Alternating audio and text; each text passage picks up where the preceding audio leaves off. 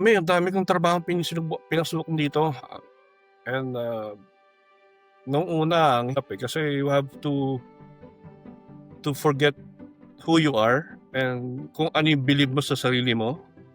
Yes. Kung akala mo kasi everyday nakabarong ka, from working sa bangko, sa senado, araw-araw nakabarong ka. Tapos dito you will experience overall ka,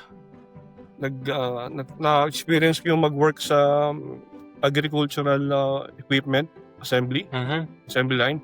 Paghapon kang hawak ng power tools, sira na ang kamay ko, manhid na yung kamay ko siguro nung everyday noon, palaging pagod na pagod. Tapos na-experience ko nga mag-caretaker, you have to scrub the toilet bowl.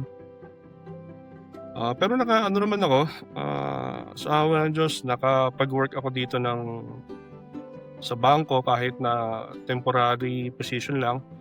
Ngayon niwala ka hindi, kahit bagsak ako sa accounting nasa accounting office ako ngayon for since 26, 9 years na.